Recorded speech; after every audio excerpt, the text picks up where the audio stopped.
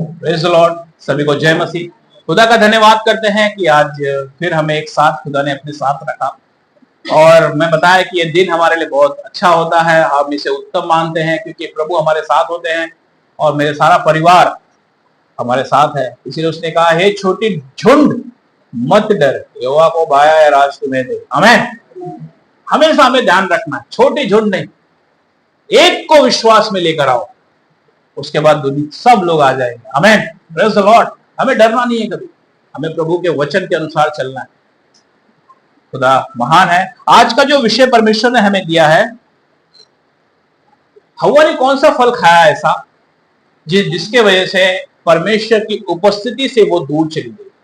बहुत से लोगों ने बहुत सारी बातें की है, बहुत से कमेंट्री बहुत सारी बातें बताती है, लेकिन आज हम इसे समझेंगे परमेश्वर के वचन के द्वारा कि क्या यह फल दिखता था, क्या यह फल कौन सा है जो आज भी हमें मसीह में रहने के बाद क्या नौ फल दिखता है। हमें यही चीज समझना है। एक था जीवन के वृक्ष और एक था ज्ञान का वृक्ष का फल। परमेश्वर ने ज्ञान के वृक्ष का फल खाने के लिए मना किया था, लेकिन जीवन के वृक्ष के पास रहने को कहा था। आमीन। आज हम इसी पे मनन करने वाले हैं। हालेलुया। आइए हम छोटी सी प्रार्थना करेंगे। हालेलुया। अनुग्रह करे खुदा, धन्यवाद करते हैं सर्वशक्तिमान परमेश्वर पिता, आप महान परमेश्वर हैं, राजाओं के राजा, प्रभुओं के प्रभु। हम धन्यवाद करते हैं। हर एक भाई बहन को आपके हाथों में, आपके लहू में देता हूं प्रभु, छुए और ब्लेस कर खुदा। आज का वचन हर एक भाई बहन के जीवन में कार्य करे प्रभु जी। प्रभु आप इन्हें छुए और आशीषित करें पिता। आज के वचन के द्वारा जो भी गलतियां हो प्रभु से क्षमा कर और एक नया कर प्रभु जी। इन्हें एक नया बल और एक नई सामर्थ के साथ भेज प्रभु जी। आपके बेटे बेटियां हैं, इन्हें हमेशा आशीष और बरकत दे। यीशु के नाम से मांगता हूं, सुने और ग्रहण करें। आमीन। Praise the Lord.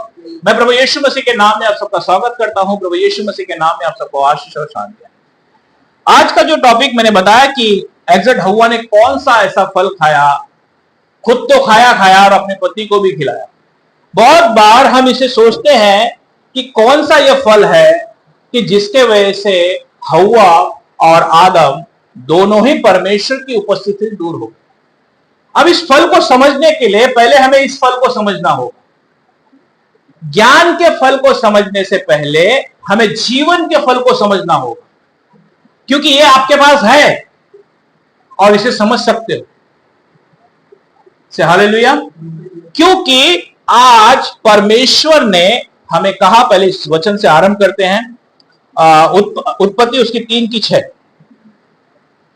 उत्पत्ति उसकी 3:6, यहां से हम आरंभ करते हैं। हाँ हाँ हाँ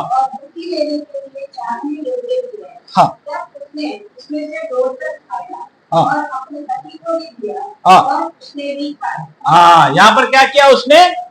उसको देखने में क्या था? अच्छा था। क्या जीवन का फल अच्छा नहीं था? चमक धमक सबको बहुत पसंद होती है। लूत को भी पसंद थी, लूत को भी चमक धमक बहुत पसंद थी, लेकिन अब्राहम परमेश्वर के साथ रहना पसंद करते थे। यही फर्क है। यहां पर ये वचन क्या बात करता है? सो जब स्त्री ने देखा कि उस वृक्ष का फल खाने में अच्छा है और देखने में मन भावना और बुद्धि देने के लिए चाहने योग्य भी है, तब उसने उससे तोड़कर खाया। क्या फल उसके अंदर हमें बुद्धि दे रहा था? उस हव्वा को क्या ज्ञान दे रहा था? आखिर उसके पास ऐसा क्यों चली गई? और अपने पति को भी दिया और उसने भी खाया। खुद तो खाई और आदम को भी खिला दी, क्योंकि वो जो फल दिखने में बहुत अच्छा था, मन भावना था। अब ये फल कैसा था, इसको समझने के लिए पहले हमें इस फल को समझना होगा। कैसे समझेंगे? आज जब यीशु मसीह के पास आप आते हो, अपना अंगीकार करते हो, पवित्र आत्मा का अभिषेक होता है, आपको नया जीवन पाते हो, और उसके बाद आपके जीवन में जिस तरीके से आप इस जीवन के वृक्ष के पास चलने लगते हो, आपके अंदर वैसे एक एक करके फल उत्पन्न होने लगते हैं। आमीन। और आप कैसे पहचानते हो? आपका स्वभाव बदलता चला जाता है। क्या फल दिख रहा है? नहीं दिख रहा है, लेकिन आपके स्वभाव में फल आ रहा है। आमीन। आपके स्वभाव में वो फल उत्पन्न हो रहा है। और सबसे पहला फल का नाम क्या है? गलातियों की पुस्तक, उसको पढ़ेंगे एक बार वचन को। सबसे पहला फल कौन सा है? गलातियों उसकी 5:22। हाँ, यहां पे सबसे पहले कौन सा फल है? प्रेम। अगर प्रेम आपके अंदर होगा तो ये 8 के 8 अपने आप उत्पन्न हो जाएंगे। आमीन। ये कभी भी यहां से उत्पन्न नहीं होता। मिला? गलातियों मिला 5 की बात। ये फल कभी भी यहां से उत्पन्न नहीं होगा। ये फल उत्पन्न होगा यहां से, प्रेम से, क्योंकि प्रेम सब चीजों में फल उत्पन्न करते हैं। हालेलुया। इसीलिए यहां पर हम उन चीजों को देख रहे हैं कि जब हम मसीह के पास आते हैं तो हमारे अंदर सबसे पहले फल उत्पन्न होने चालू हो जाते हैं, जो बाइबल हमें बताती है। 9 के 9 फल, बराबर ना? प्रेम, आनंद, मेल, धीरज, कृपा, भलाई, विश्वास, नम्रता, संयम, ऐसे ऐसे कामों के विरोध में भी व्यवस्था नहीं। मतलब ये जो फल हमारे अंदर उत्पन्न होने लगते हैं और हम जान जाते हैं, लोग आपको देखकर जान जाते हैं, ओ इसके अंदर कुछ तो है। ये पहले जैसा झगड़ा नहीं करता, पहले जैसा लड़ाई नहीं करता, पक पक पक पक नहीं करता, कुछ तो है इसके अंदर। क्योंकि ये फल उसके अंदर उत्पन्न हो रहा है। ये 9 का 9 फल उसके अंदर आ रहा है, उसके चेहरे पर रोशनी आ रही है, उसके अंदर एक अलग सा बदलाव हो रहा है। वो ज्यादा से ज्यादा परमेश्वर की उपस्थिति में रहना पसंद कर रहा है। तब जब ये फल खा रहा है, ये फल खाने से उसके जीवन में बदलाव हो रहा है। आमीन। और वो बदलाव कैसा होता है? लोगों को मालूम पड़ता है आपका प्रेम, आपकी मोहब्बत। जब आप किसी से मिलते हो तो आपके जो पहले आप जो जुबान इस्तेमाल करते थे, अब वो जुबान इस्तेमाल नहीं करते। ये फल मालूम पड़ता है कि ये मसीह का फल है। आमीन। इसीलिए प्रकाशित वाक्य उसकी 2:7 में क्या कहते हैं?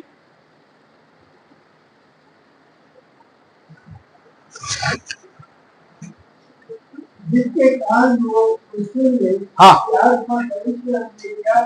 हाँ, जो जय पाए मैं उस जीवन के में करके हर लोक में हर प्राणी को दूंगा। से हालेलुया। यहां पर सबसे पहले वचन क्या कहता है? जिसके कान हो, सबसे पहले वो कान से सुन ले। कौन इसका फल खा सकता है?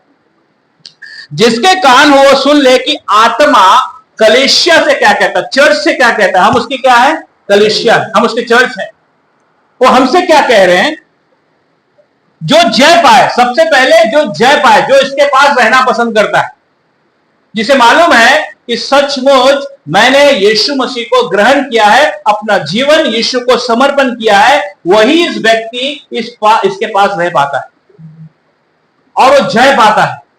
इसीलिए जब वो जय पाता है तो आगे क्या कहते हैं? मैं उसे जीवन के पेड़ में से जो परमेश्वर के स्वर्ग लोक में है, ये सब फल खाने को दूंगा। आमीन। क्या फल आपको दिख रहा है? दिख रहा है? हाँ, यहां पर दिख रहा है, लेकिन ऐसे दिखेगा। लेकिन मैं पहचान बताता हूं कैसे दिखेगा। जब आप ये फल आपके अंदर आएंगे तो सबसे पहले आप सपनों में चलेंगे। आपके पास सपने होंगे, आपके पास दर्शन होंगे, आपके पास परमेश्वर की आगे की योजना होगी। ये फल है जो परमेश्वर स्वर्ग लोक से आपको देंगे। इसलिए उसने कहा मैं तुम्हें गुप्त मन्ना दूंगा, बराबर ना? उसने कहा मैं तुम्हें, प्रकाशित वाक्य में क्या कहा? मैं तुम्हें गुप्त मन्ना दूंगा। गुप्त मन्ना का मतलब क्या है? जो गुप्त बातों को प्रकट करना, जो आपके लिए उसने रखा। प्रतिदिन आपको इसमें से, जो आप इस फल से खाएंगे तो प्रतिदिन आपके जीवन में सपने, दर्शन, आप गलती करोगे तो उसके लिए आपको बताया जाएगा कि गलती मत करो। ये परमेश्वर का फल है जो आपके लिए दिया गया। आमीन। अब इसे कैसे पहचानेंगे? क्या फल दिख रहा है? नहीं दिख रहा, लेकिन आपके स्वभाव में एक बदलाव हो जाएगा। लोग आपको देखकर जान जाएंगे, जो आपसे दूर है वो आपके करीब आ जाएंगे। ये वो फल है जो जीवन के विष का फल है, जो उसे खाता है वो कभी भी लज्जित नहीं होगा। आमीन। जब आपके अंदर यीशु मसीह प्रकट हो जाएंगे तो आप कभी भी देखेंगे आपके विरोधी आपके मित्र बन जाएंगे। आमीन। ये वो फल है जब इंसान इसे खाने लगता है, एक विश्वासी इसके पास आ जाता है तो उसका जीवन धीरे धीरे धीरे धीरे धीरे करके बदलने लगता है। लेकिन वो फल दिखता है? नहीं दिखता। लेकिन वो फल लोगों को दिखता है कि यस, इसमें कुछ तो है। आमीन। इसी तरीके से ज्ञान का भी फल है, लोगों को दिखता नहीं, तुम्हारे स्वभाव से लोगों को मालूम पड़ जाता है कि तुम में कौन सा फल है। यहां पर परमेश्वर ने कहा कि सचमुच उसने उससे कहा, उसने उसका फल लिया और खाया। अब जब इंसान उस फल को, जिसकी आज्ञा परमेश्वर ने मना की है, अगर इस वृक्ष का वो फल खाने लगा, परमेश्वर ने पहले ही मना किया था, पढ़ेंगे उसको।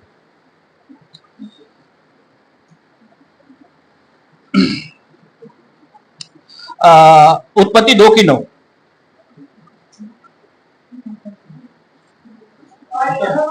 हाँ हाँ जब बांधी के वृक्ष जो देखने में मनोहर और जिनके फल खाने में अच्छे हैं उगाए, और बादलों के बीच में जीवन के वृक्ष को और गले में बुरे के ज्ञान के वृक्ष को भी लगाया। हाँ, यहाँ पर क्या किया? परमेश्वर ने बता दिया कि यहाँ पर ज्ञान का वृक्ष है और ये जीवन का वृक्ष है। ये आज के समय के लिए ही है। आप समझ गए मेरी बात? ये आज के समय के लिए। ये कौन है? यीशु मसीह है, ये लूसीफर है। समझ गए आप मेरी बात? ये आज के समय के लिए है, क्योंकि ये फल, मसीह का फल आपके अंदर प्रकट हो जाएगा। अगर आप इस फल को खाओगे तो ये भी प्रकट हो जाएगा। आप समझ रहे मेरी बात? और जब हवा के अंदर प्रकट हुआ तो क्या हुआ? भाग गई पेड़ के पास, इसी पेड़ के पीछे जाके सूख गई। इस पेड़ के पास नहीं जा पाई। क्यों नहीं जा पाई? क्योंकि फल तो यही खाया था ना, तो इसी के पीछे जाके दोनों छुप गए। इसी तरीके से कि इंसान जब परमेश्वर की आज्ञा का उल्लंघन करता है तो ये इसी पेड़ के पीछे जाकर छुप जाता है और वो नंगा हो जाता है। हालेलुया। आप समझ रहे? इसीलिए यहां पर परमेश्वर ने 2 वृक्ष लगाए अदन की वाटिका में। उसने क्या कहा? स्वर्ग का राज कहां है? स्वर्ग का राज कहां है? हमारे बीच में। हम स्वर्ग के राज में। यहां पर एक ज्ञान का भी वृक्ष है, जीवन का वृक्ष है। आपको तय करना है कौन से वृक्ष के पास चलना है। ये कोई पहले की बातें नहीं, आज मसीह के बारे में बातें लिखी गई है कि जो अंत के समय में होगा, इसी तरीके से हमें चौकस रहना होगा। हालेलुया। इसीलिए यहां पर हम क्या देख रहे हैं कि सचमुच उसने जो उसका फल खाया और वो क्या हो गया? नंगा हो गए दोनों जान। लेकिन परमेश्वर ने क्या कहा था? पढ़ेंगे उत्पत्ति उसकी 2:15, 16 और 17। जब प्रभु परमेश्वर ने आदम को लेकर अदन के उद्यान में रख दिया कि वह उसमें काम करे और उसकी रक्षा करे, तब प्रभु परमेश्वर ने आदम को यह आज्ञा दी थी, तू उद्यान के सब वृक्षों का फल बिना कटे खा सकता है, पर भले या बुरे के ज्ञान का जो वृक्ष है उसका फल तू कभी न खाना, क्योंकि जिस दिन तू फल खाएगा उसी दिन अवश्य मर जाएगा। यहां पर परमेश्वर ने आज्ञा दी ना, उसने स्वयं कहा कि उसने कहां रख दिया तुम्हें? स्वर्ग के राज में। और उसने तुम्हें आज्ञा क्या दी? अब उसका फल नहीं खाना। यीशु मसीह ने हमें इसे कैसे समझाया? पढ़ेंगे 8:12 यूहन्ना। इस पे हाथ रखे रहिए, हम वापस इस पे आएंगे। पहले 8:12 पढ़ लेंगे, यूहन्ना 8:12।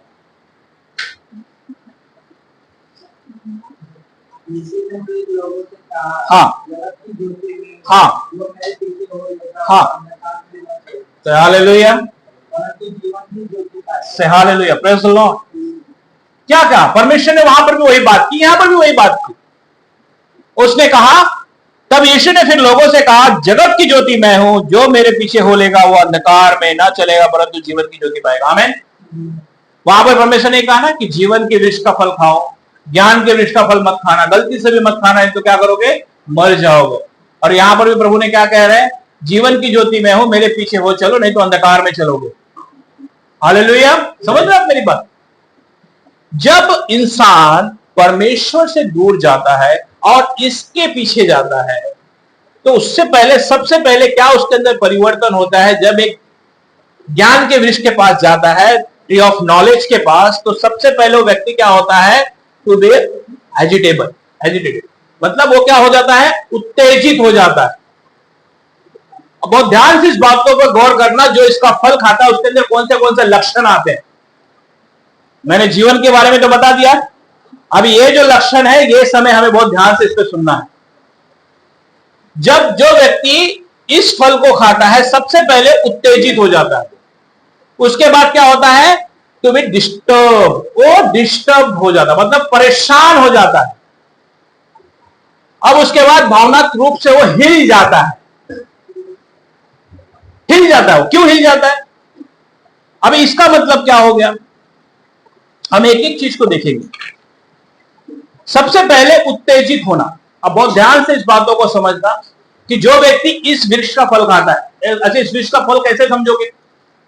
सबसे पहले आप संसार में अपना जीवन बिताओगे, वहां की जो भी चीजें हैं आप उसे देखकर बहुत चमक धमक चीजों को देखकर बहुत उत्साहित रहोगे, और परमेश्वर की चमक धमक को देखकर आप छोड़कर इसमें ज्यादा मन लगाओगे। और मैंने बता दिया था कि क्या काम है। सबसे पहले मूवी वगैरह देखना, सीरियल्स देखना, जो आज के सॉन्ग्स हैं वो है सबसे बड़ा खतरनाक। और जो संसार की हर एक जो ऐसी चीजें जो परमेश्वर से दूर लेकर जाती है। बहुत से लोग सोचते हैं कि सॉन्ग सुनने से क्या फर्क पड़ता है। सॉन्ग सुनने से फर्क पड़ता है। आपको मालूम है सबसे पहले कौन गाना गाया करता था प्रभु के सामने? बराबर ना? जब परमेश्वर ने उसे निकाल दिया तो उसने कहा मैं यही चीजों से सबको भरमाऊंगा। आज सबसे ज्यादा इसी गाने में होते हैं। और ये गाना आपको धीरे धीरे ऐसे प्रेम में फंसा देगा कि आप 40 साल के 50 साल के होने के बाद भी प्रेम में फंस जाओगे। आज हो रहा है ना? ये क्या है? ये आंखों का धोखा है। अगर हम इस पेड़ का फल खाने लगेंगे तो हम इसी तरीके से उलझ जाएंगे, परेशान हो जाएंगे, डिप्रेशन में चले जाएंगे। परेशान और घबराया हुआ जब ये व्यक्ति इसका फल खाता है तो क्या होता है? परेशान हो जाता है, उसको कहीं सुकून नहीं मिलता, वो घबरा जाता है, वो क्या करता है? मानसिक तनाव में आ जाता है। और भय और क्रोध, भय समझ गए? भय किसको कहते हैं? रात को जब सोओगे तो उड़ जाओगे, रात को कोई आ गया मेरे ऊपर ही, बराबर? ये भय। लेकिन बाइबल बताती है भजन संहिता में, भय परमेश्वर का मानो। आमीन। तो ये भय कहां से आ गया? तो जो खाओगे वही भय आएगा। आप समझ गए मेरी बात? क्रोध, गुस्सा, क्या होता है? इंसान को पटक करके गुस्सा आता है। क्यों आता है? एक ऐसा गुस्सा होता है जो स्वाभाविक होता है, और एक ऐसा गुस्सा होता है जो अंदर से निकलता है। दोनों में फर्क है। जो ऊपर से निकलता है ना, वो क्षमा मांगकर खत्म हो जाता है, लेकिन जो अंदर से निकलता है ना, वो हमेशा इसको घात किया रहता। आप उस व्यक्ति से जब भी मिलोगे ना, आपके अंदर ईर्ष्या होने लगेगी। तो आप समझ जाओ कि मैंने उसे अंदर से क्षमा नहीं किया। ये दो प्रकार का है, इसीलिए हमें इन चीजों को ध्यान देना। ऐसा नहीं मैं कहूंगा कि बच्चों को गुस्सा मत करो, मैं ऐसा नहीं कहूंगा बच्चों के ऊपर हाथ मत उठाओ। आप उनके ऊपर हाथ उठाओ, लेकिन बाहर के स्वभाव से, अंदर से कोई ऐसे शब्द ना कह दो कि जिसके वजह से वो आशीष की जगह श्राप बन जाए। ये तरीका है, ठीक है? किसी व्यक्ति के यहां पर और हम क्या देखते हैं? व्यक्ति बेचैन हो जाता है, परेशान हो जाता है, कभी यहां भागेगा कभी वहां भागेगा, उसको कहीं पर भी सुकून नहीं मिलेगा। वो उससे सलाह लेगा, उससे सलाह लेगा, उसके पास भागेगा, उसको देखेगा, उससे बात करेगा। क्यों? क्या तुमने इसका फल नहीं खाया? क्या तुम इसके पास नहीं थे? और जब ये तुम्हारे पास था तो तुम्हें कमी थी, लेकिन जब तुम इसका फल खाने लगे तो कभी उसकी सलाह लोगे, कभी उसकी सलाह लोगे, कभी उसकी सलाह लोगे। जो अविश्वासी, उनकी सलाह भी लेना चालू कर दोगे। ये आदमी परेशान हो जाता है जब इसका फल खाता है और अपने परिवार में उपद्रव मचा देता है। उपद्रव समझते हैं ना? अपने परिवार को झकझोर डालता है, हिला डालता है। एक अकान की वजह से पूरा परिवार नाश हो गया, मालूम है ना? अकान ने पाप किया, पूरा उसका परिवार को नष्ट होना पड़ा। ये यही पेड़ है जो हर एक चीजों को नष्ट कर देता है। इसीलिए भजन संहिता उसकी 6 की 4 क्या कहते हैं?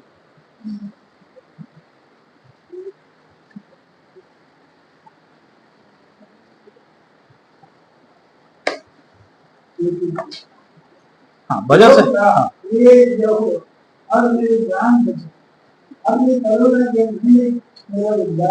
हाँ, अभी यहां पर क्या हो गया? भजन क्या क्या कहते हैं? लौटा, हे यहोवा और मेरे प्राण बचा, अपनी करुणा के निमित्त मेरा उद्धार कर। क्या हो गया? परमेश्वर की उपस्थिति इनसे दूर हो गई और ये बुला रहे हैं कि फिर से मेरा उद्धार कर और फिर से अपनी उपस्थिति में ले मुझे। क्यों? क्योंकि हो सकता है उन्होंने इसका फल खा लिया हो कुछ समय के लिए, और सबको ही मालूम है, बताने की जरूरत तो है नहीं। आगे क्या कहते हैं? विलाप गीत उसकी 16, विलाप गीत 1 अध्याय की 16 आयत।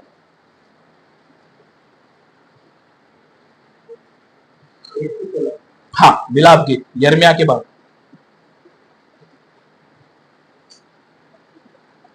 इन बातों के कारण मैं रोती हूँ, मेरी आंखों उनके आंसुओं की धार बहती रहती। हाँ, क्योंकि जिस आंसुधारा के कारण मेरा जी हर भर जाएगा और मुझे दूर होगा। हाँ, मेरे बच्चे अकेले हो गए। हाँ, क्या हो गया? आई बात समझ में? खुदा का कलाम क्या कहता है? इन बातों के कारण मैं रोती हूं। किस बातों के कारण? क्यों गए इसके पास? क्यों इसका फल खाए? तो रोओगे रात भर, तकलीफ बढ़ेगा, बीमारी आएगी, परेशान होगे, बच्चे सही नहीं होंगे, रोओगे रात भर। खुदा का कलाम कहता है इन बातों के कारण मैं रोती हूं, मेरी आंखों से आंसू की धाराएं बहती रहती है, क्योंकि जिस शांतिदाता के कारण मैं जी हार भर हरा भरा हो जाता था, जिस शांतिदाता के कारण उसका जी हरा भरा हो जाता था, अब मैंने इसको ले लिया है, अब ये तो मुझे डसता है। समझ गया मेरी बात? जो शांतिदाता था, जो मसीहा था, उसको छोड़ दिए, इसका फल अच्छा लगने लगा। और वो कह रहे विलाप गीत कि मैं वहां पर जाकर उसका फल खाया और इसके लिए मेरे दुख बढ़ गए। मेरे लड़के बाले अकेले हो गए क्योंकि शत्रु प्रबल हुआ है। ये क्या हो गया? ये प्रबल हो गया है। जब आप इसकी उपस्थिति से निकल जाते हो तो शत्रु आपको हमेशा आपके ऊपर प्रबल हो जाता है और आपकी परिस्थितियां, आपके बाल बच्चे, आपके सब लाइन से भटक जाते हैं। क्यों? क्योंकि शत्रु प्रबल हो जाता है। आप रोते हो, प्रार्थना करते हो कि प्रभु मेरा परिवार बिखर गया। आप अपने को देखो, आप देखो कि मैंने कौन सी गलती की।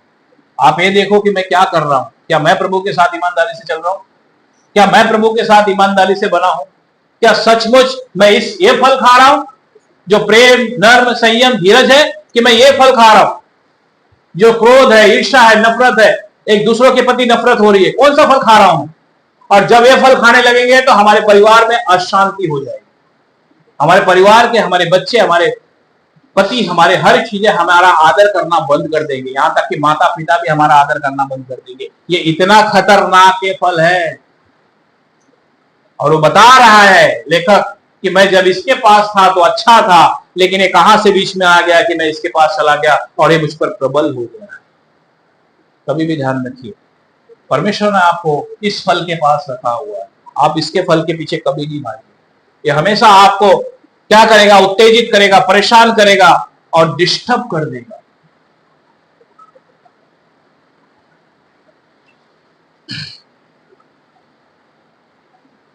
जॉन, यूहन्ना उसकी 16 की 33, यूहन्ना उसकी 16 की 33।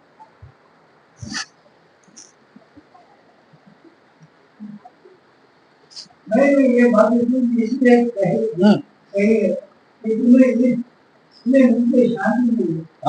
संसार में तुम्हें क्लेश होता है, परंतु धारक बनो, मैंने संसार को जीत लिया है। हालेलुया। खुदा का कलाम क्या कहता है? मैंने ये बातें तुम्हें इसीलिए कही कि तुम्हें मुझ में शांति मिले। ये बात प्रभु इसलिए बता रहे हैं कि तुम्हें मुझ में शांति मिले। संसार में तुम्हें कलेश होंगे, हो सकता है कि तुम गिर जाओ, हो सकता है कि तुम भटक जाओ, हो सकता है कि कहीं तुम्हें ठोकर लग जाए, लेकिन परमेश्वर कहते हैं मेरे बेटे, मेरी बेटियों, फिर से पश्चाताप करो, अब ईमानदारी से चलो। आमीन। क्योंकि मैंने संसार को जीत लिया है। क्योंकि शत्रु तुम पर प्रबल नहीं हो सकता जब तक तुम अनुमति ना दो। आप समझे मेरी बात?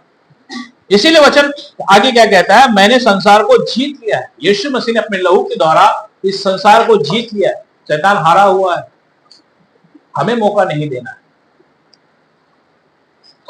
आगे क्या कहते हैं, प्रेरितों के कार्य उसकी 14 की 22, प्रेरितों के कार्य उसकी 14 की 22।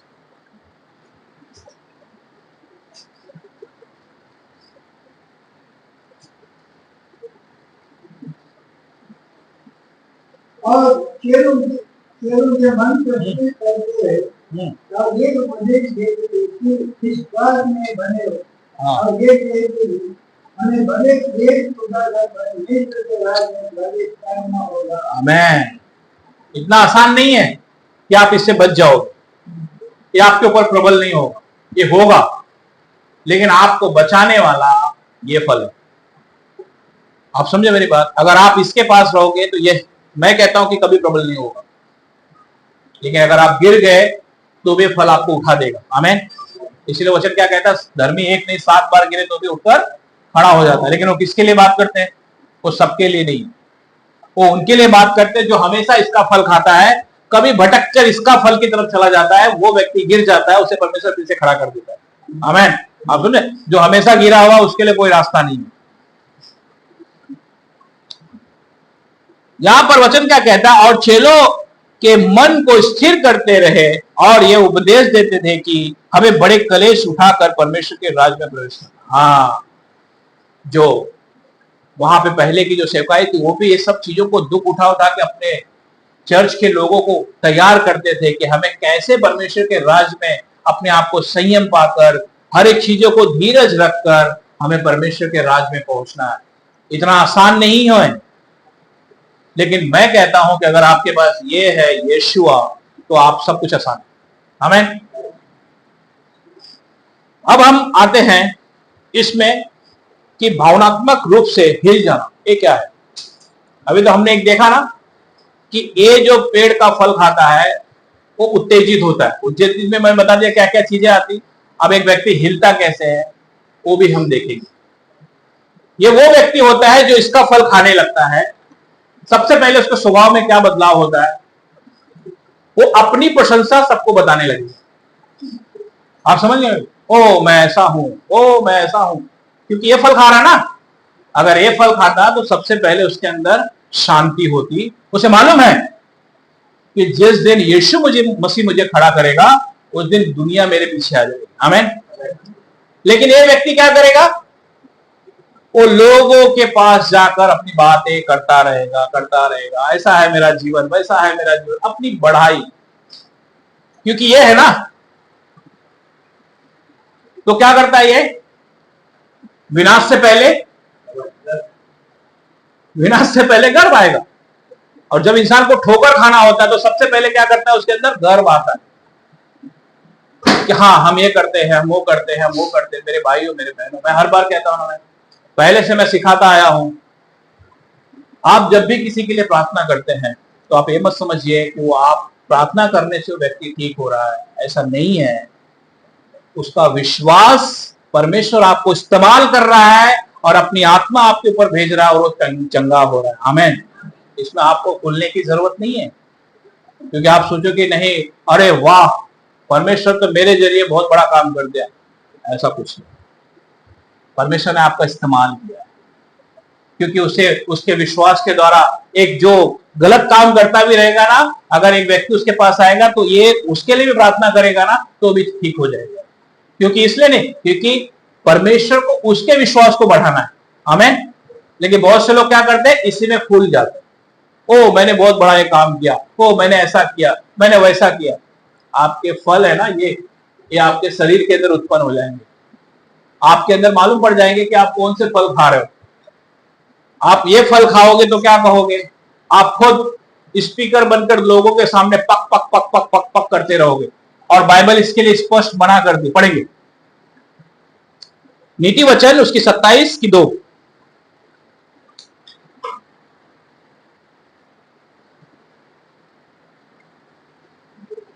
27 हाँ हाँ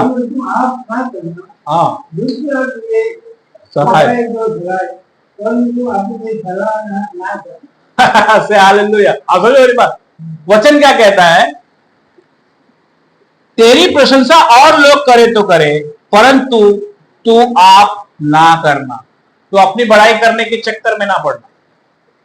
तेरी प्रशंसा लोग तेरे फलों को देखेंगे ना, वो खुद जाके लोगों को बताएंगे कि वो प्रभु का दास या वो प्रभु का जो सेवक है बहुत अच्छा है, वो विश्वासी बहुत अच्छे हैं, उनका घर बहुत सुंदर है, बहुत अच्छा है, प्रभु ने बहुत आशीष दी। ये है लोग आपकी प्रशंसा करेंगे। क्या अब्राहम ने कभी कहा कि मैं प्रभु के साथ बहुत अच्छा चल रहा था? लेकिन उसकी प्रशंसा किसने की? परमेश्वर ने स्वयं मूसा के जरिए कराई कि अब्राहम मेरा प्रिय है। यशायाह की पुस्तक में बताया ना, हे अब्राहम के वंश, हे मेरे प्रिय अब्राहम के वंश। ये है आशीष, ये है फल। जब ये आपके अंदर उत्पन्न होंगे तो लोग आपको देखकर लोगों को जाकर बताएंगे कि सचमुच ये भाई बहुत अच्छा है, खुदा का वचन के अनुसार चलता है, तब जाकर ये फल आएंगे। इसीलिए वचन क्या कहता है? तेरी प्रशंसा लोग करे तो करे, परंतु तू आप ना करना। दूसरा तुझे सराहे तो सराहे, परंतु तू अपनी सराहना आप ना करना। आमीन। नहीं तो यहां पर क्या होता है, परमेश्वर ने आपको आशीष दी, अब चल जाए ढिंढोरा पीटने के लिए, और मालूम पड़ा कि आशीष आपकी दूसरा लेके भाग गया। मैंने उस दिन बताया था ना कि जब आपको कोई सपने दर्शन परमेश्वर दे तो आप किसी को शेयर मत करो, नहीं तो शैतान उसे चुरा ले जाएगा और आपकी दशा फिर तैसी की तैसी हो जाएगी। आप समझे? परमेश्वर ने आपको आशीष दिया, लोग आपको देखेंगे, आपके पास आएंगे, आपको पूछेंगे कि आप कैसे प्रभु के साथ चलते हैं, हमें सिखाइए। तब आप उन्हें सिखाइए, उन्हें बताइए कि हाँ, इस तरीके से प्रभु के साथ चलिए, अपने आप को दीन रखिए, अपने आप को हमेशा प्रभु के अनुसार चलाइए। वो आपके पास आके पूछेंगे, आप जाकर उनको मत, अपनी जो तुम्हें परमेश्वर ने दिया उससे जाकर उसको मत थोपो। हो सकता है अभी मैं आपको हिब्रू सिखा रहा हूं, अभी मैं आपको उतना ही सिखाऊंगा जितना आप खा सकोगे। अभी जो मैं सीख रहा हूं वो आपको तो सिखाऊंगा नहीं। तो इसीलिए आप किसी के ऊपर कोई चीज थोपो मत। जब आपको आत्मा अगुवाई करेगा ना, तो जो आप एक शब्द कहोगे ना, वो उसके जीवन बदल जाएंगे। आमीन। ये आशीष है, ये वृक्ष के पास रहने का ये मतलब है। जब हम इस वृक्ष के पास रहते हैं तो परमेश्वर हमेशा हमें ऊंचा उठाता है, परमेश्वर हमें कभी भी नीचे नहीं करता। चलो एक कहानी सुनाता हूं। एक राजा था और उसने क्या किया कि एक मिरर लगवा दिया। मिरर समझते ना, कांच, ऐसा बीच में कांच रख दिया और घोषणा की कि जो भी व्यक्ति इस मिरर में देखेगा उसका दुश्मन उसे नजर आएगा। जो भी इस मिरर में देखेगा उसका दुश्मन उसे नजर आएगा। अब ऐसा हुआ कि वो ध्यान से इस बातों को सुनना, ये सब इसी से कनेक्ट है। जो इसे देखेगा उसका दुश्मन उसे दिखाई देगा, और जो उसमें देखता था और वो देखकर अपने घर पर जाकर झगड़ा करता था, अपने घर पर जाकर झगड़ा करता था। कोई माँ बाप से, कोई भाई से, कोई बहन से, कोई किसी चीजों से। कोई कहता था कि तूने मुझे उतना पढ़ाया लिखाया नहीं, इसकी वजह से मैं ऐसा हो गया। होते ना झगड़े, होते ना घर घर में ऐसे झगड़े होते ना। ऐसा करते करते करते पूरा एरिया झगड़े आपस में करने लगे। क्या मिरर जादुई मिरर था? नहीं। राजा को मालूम था कि इंसान अपने स्वभाव के कारण अपने दुख भोगता है। वो मिरर कोई जादुई मिरर नहीं था। अब इसे एक व्यक्ति अपने जीवन को बदल नहीं पाता तो दूसरों के ऊपर दोष लगाता है। आप समझे मेरी बात? वो मिरर में कुछ नहीं था, लेकिन वो मिरर ऐसा था कि आपका स्वभाव मालूम पड़ेगा कि आपके अंदर कौन सी कमियां हैं। हम दूसरों के पास जाते हैं, दूसरों के ऊपर दोष लगाते हैं, लेकिन मालूम नहीं कि मैं ही स्थिर नहीं हूं। आप समझे मेरी बात?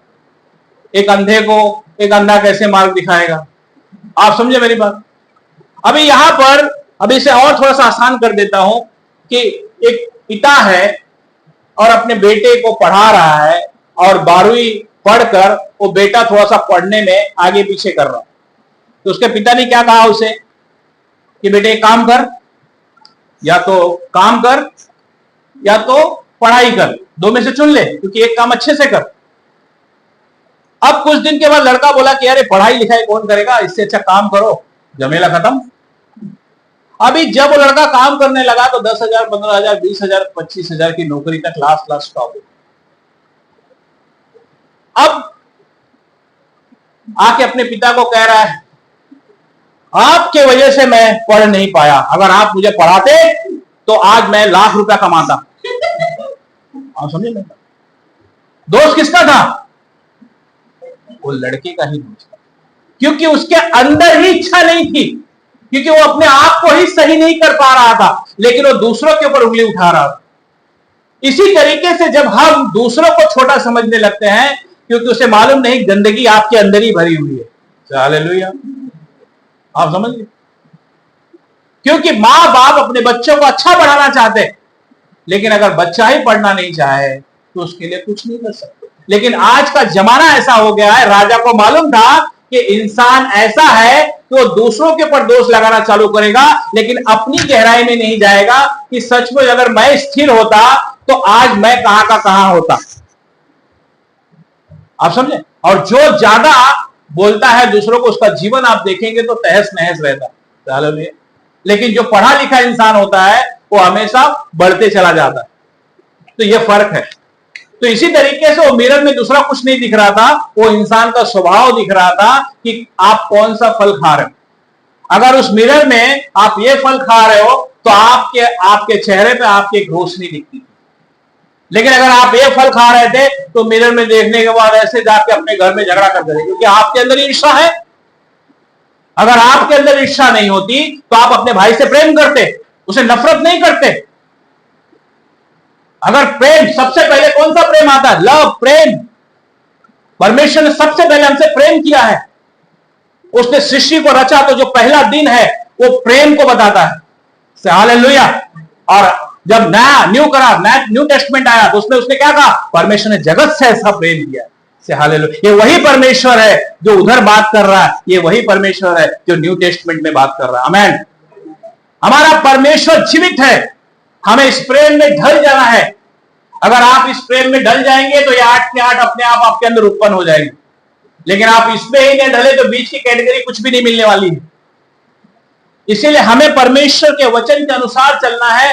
दूसरों की कमियां देखने से पहले अपने जीरे में झांक के देखना है कि मैं कहां हूं। इसीलिए उसने वचन क्या कहता, हमसे कहा ना कि तू अपनी प्रशंसा आप ना करना, तेरी प्रशंसा लोग करे तो करे। कभी भी ध्यान रखिए कि बाइबल हमें सिखाती है कैसे जीना है। अगर आप इसके अनुसार जीने लगेंगे तो आप कभी भी फेल नहीं होंगे, क्योंकि आपके साथ चलने वाला यीशुआ है, इस सृष्टि का मालिक है। इसी के अंदर पूरी दुनिया की रचना हुई है। कुलेशियो उसकी पढ़ लेंगे 1:16। कुलेशियो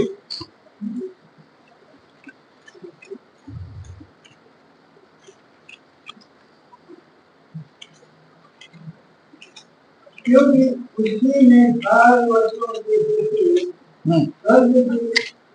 वो अनुवाद ये अंधेरे में क्या ध्यान है, क्या स्वरूप है, क्या विधान है, क्या अधिकार, सारी वस्तुएं उसी के द्वारा और उसी के लिए दी गई है। हाँ ब्रदर, 15 से पढ़ लेंगे। वो जो अदृश्य परमेश्वर का प्रतिरूप, से हालेलुया, ये स्वयं परमेश्वर हैं।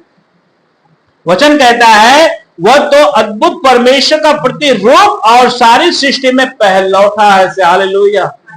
जब हम जेनेसिस 1:1 पढ़ते हैं, उसको हिब्रू में जब कोडिंग करते हैं तो वहां पर यीशु मसीह का नाम सबसे पहला आता है। हालेलुया।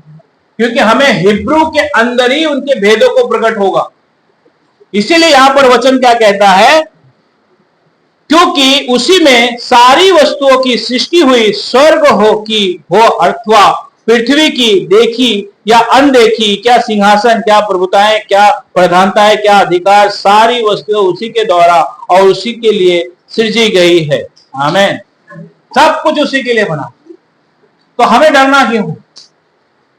परमेश्वर आपके साथ है। आमीन। आप इस वृक्ष के पास रहेंगे तो आपको कभी भी टेंशन लेने की जरूरत नहीं, लेकिन आप इसके पास जाएंगे तो आपके अंदर ये सारे फल उत्पन्न होने लगेंगे। हम ढूंढते हैं ना कि कौन सा फल है। हव्वा ने कौन सा फल खाया? तो देखो यही फल है। इंसान उत्तेजित हो जाता है, परेशान हो जाता है, हर एक चीजें काम करने लगता है जैसे वहां से परमेश्वर से निकाल कर लेकर आया। मेरे भाइयों, मेरे बहनों, हमें ये फल खाना है, हमें यीशु मसीह के पास रहना है, प्रार्थना करनी है, बाइबल पढ़ना है, हमें उसके राज्य के लिए आगे बढ़ना है, क्योंकि यीशु मसीह ने हमें अपने राज्य के लिए बुलाया है।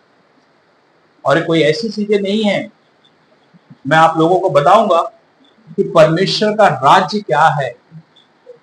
बहुत से लोग सोचते हैं ना कि चमत्कार, ये नहीं है।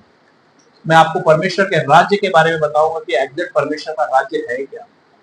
जब आप उस राज्य को समझ जाएंगे ना, तो आप इस संसार से अपने बोरिया बिस्तर बांध लेंगे और कहेंगे कि हे प्रभु, अब तेरे साथ ही रहना है। आमीन। ऐसा है परमेश्वर का राज्य। Praise the Lord.